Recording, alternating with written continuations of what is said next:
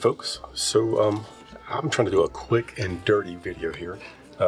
It's the holiday season here at the time of filming, and my wife was going into the closet and getting all her miscellaneous Christmas decorations out, and I thought to myself, oh yeah, it's this old wreath we made as a project in there.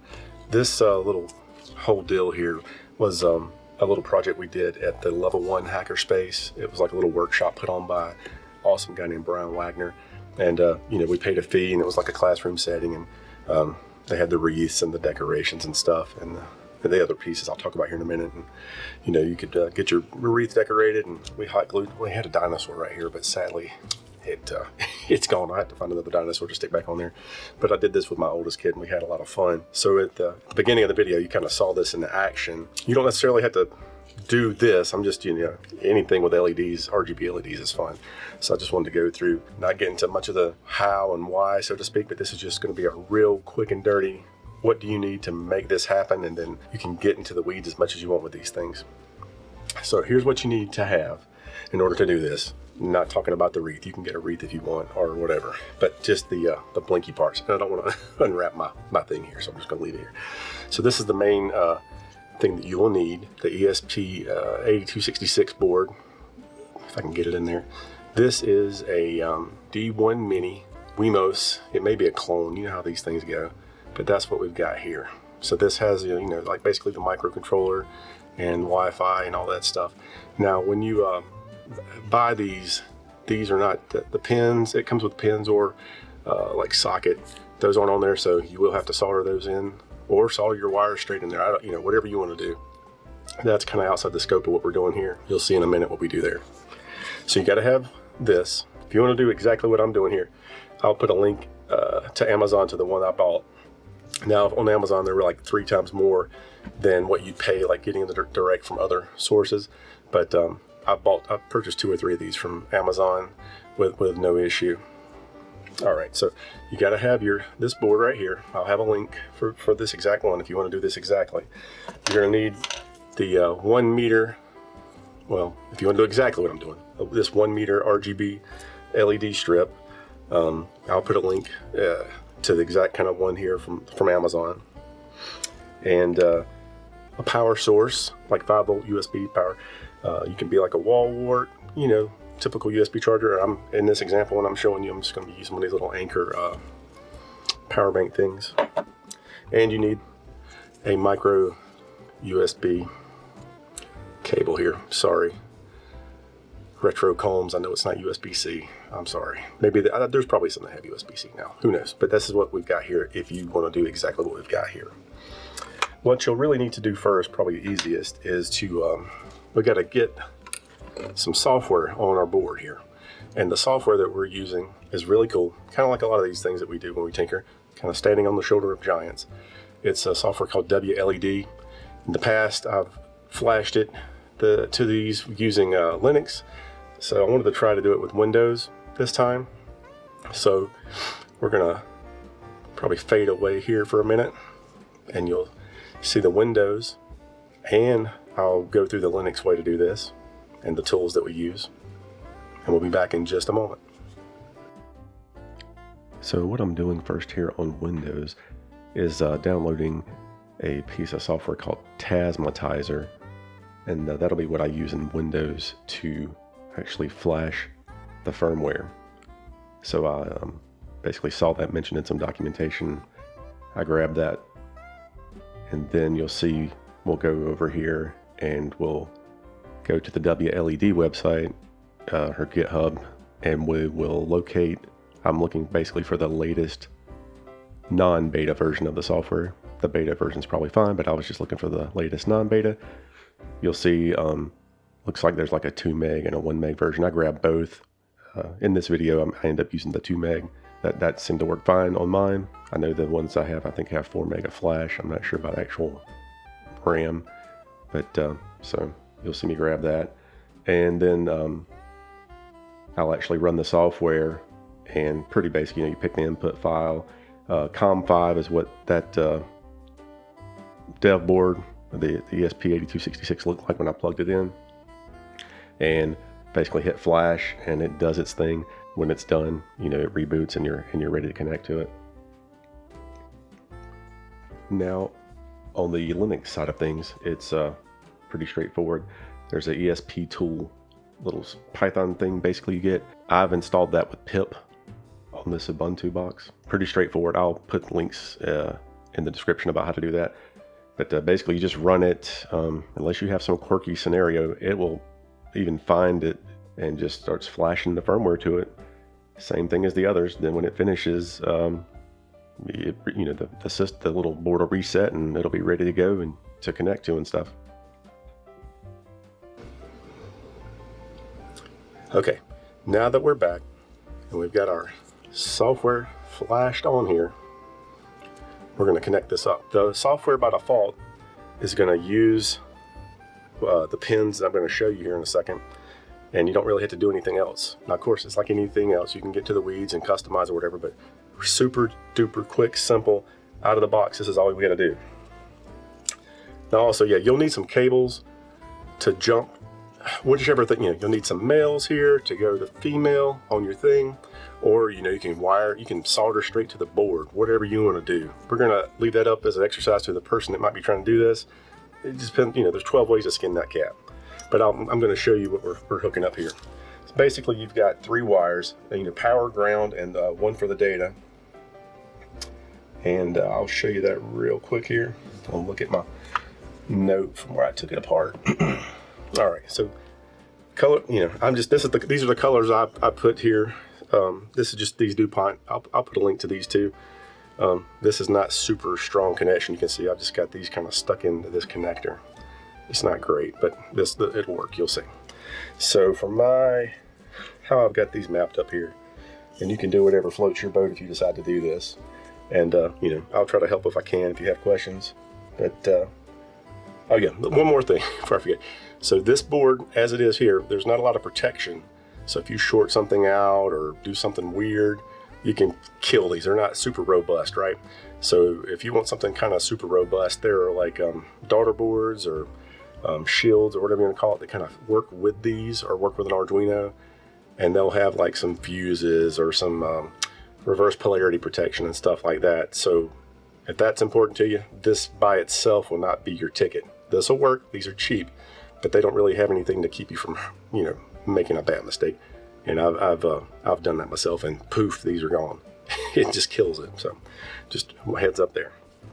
Okay, we're just going to be using our 5-volt pin, our ground pin, and this one that's marked 2. So that'll be 5 volts, ground, and 2 for the data. That's all we're going to use. So here we go. This will just be, you just got to make that match however you want to get it from the strip over to the controller. So I can't pull this up super tight. Actually, whoops, yes I will. Let me see if I can get this up here where you can see it. Maybe I should have taken this out here after all. But you see right there, you've got, whoops, ground, data, and 5 volt. So that's what, you got to match these up to where they come out of here to how you're hooking to your little board there. That's the big thing. And it's basically in the order that I've got these here. So these are just, you know how these go if you've never messed with any of this kind of stuff before. Just got these slid on here. Again, this is not some standard color scheme. You can do however you want to map them. That's up to you, your responsibility. This is just how I have mine hooked up. And hopefully I don't blow this up in front of you, then you can see what I'm talking about with the lack of protection. All right, so now we've already got this one flashed. So we're gonna hook it up to our power here. And now you see, okay, so you can see our LEDs here. So this is kind of what they do with this firmware if you don't have any settings saved and how they come up by default. Also, by default, this little board here is going to be acting like an access point. So I'm just going to take my phone over here, and I am going to connect to this access point. By default, it's WLED-AP, all caps. So I'm going to connect to that. And the password I'll put on the screen, I think it's WLED1234. So what you can do when you first get on here is that you could go into Wi-Fi settings, and you can, after you make this initial connection to the board, you can look at these settings here, and you can make it connect to your your existing wireless network. Put in your SSID, your key, that kind of thing. I don't want to get into all that, the security possible implications of this. If you're going to do this, I would probably advise, if you have the ability with your network to have multiple SSIDs or something, maybe have one dedicated for IoT, or maybe stick this stuff on your guest network. I don't know if I'd put it on my main network, but that's up to you. Anyway, or you can just leave it in AP mode, and if you just have one, you just connect to it to make your settings and leave it alone. If you have multiple, you probably want to go in here and give it different names, but may not be ideal for your environment as far as wireless in your home if you have a bunch of these in AP mode. But you can do whatever you want. Just throw that out there. Okay. So for this case, I'm just going to leave these in this one in AP mode. So I'm going to connect up, and I'll show you. You can. It's just got a bunch of neat stuff here. I'm going to go in the bottom on the app here and go to Effects. And you can also do this through the browser on a PC. And then, like, you can just start. I mean, there's a bunch of presets. Let's see here. Where's this one? I mean, there's just, you can do anything you want. Custom, I mean, like, again, so right now, I mean, we've got firmware on it, and we can make these things do colors, right? So that's pretty cool.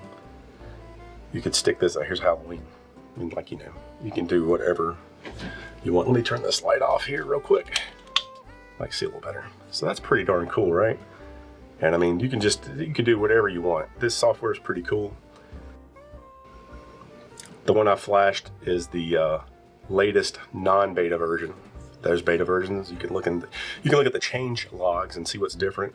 Maybe there's something in one of the betas that you want that's not in the more non-beta version. You knock yourself out. You're not really going to break it for the most part. You can always go back or change the version to something else. But yeah, I mean, there's all kinds of stuff here, and there's just all kinds of sequences and things you can do.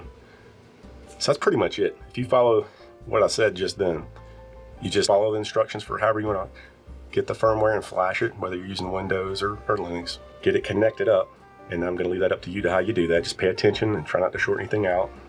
Like I said, the pins on this board are not soldered to it. I'm assuming that you can do that.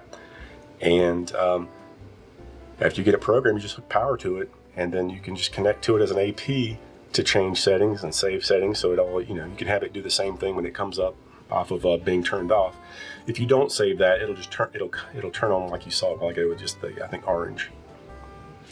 But that's it. You can kind of you know, again, it doesn't have to be a wreath. It's just fun to play with these things. You can do whatever you want to. And so that's about it. I've got a little bonus thing I'll show you for a little bit different setup, but this is the quick and easy way to get playing with this.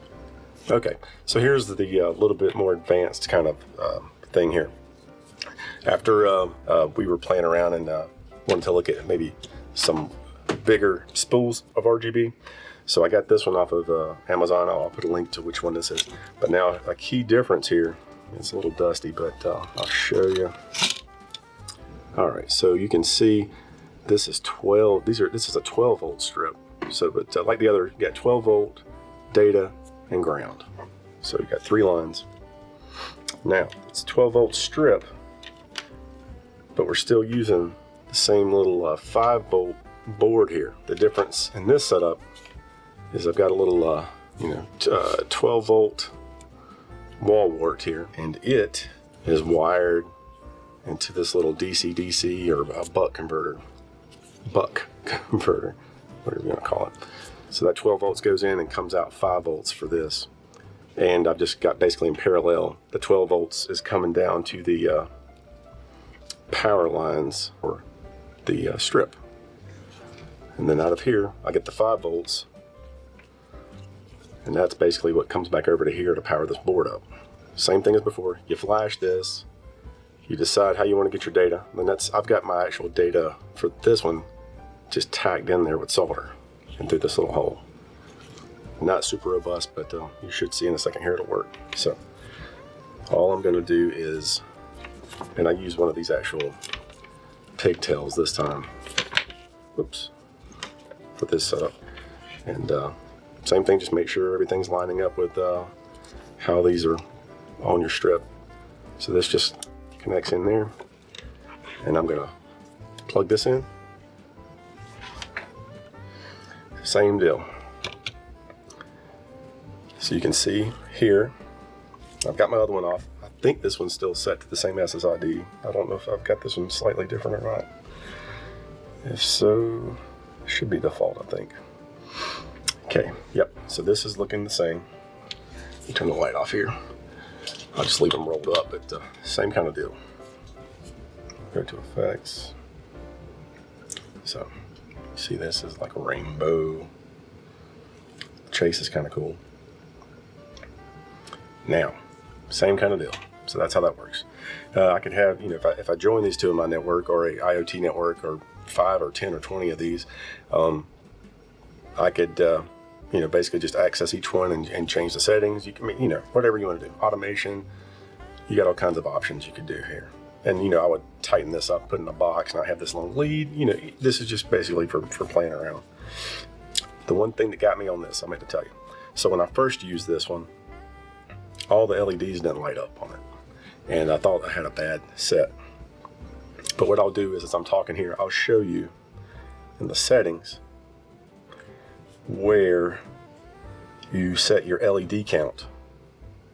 And if that value is not great enough, it won't iterate as it counts through, you know, as the logic in there to deal with it. It won't know to basically, you know, go high enough to light up all your LEDs. So I'll show you that as I'm saying this right here. You'll know where that setting is if you have a strip that's, you know, over the default length that the WLED software comes with. So that's about it. Hope you found this helpful. Hope you can get you some of these if you want. They're pretty fun to play with, and take care.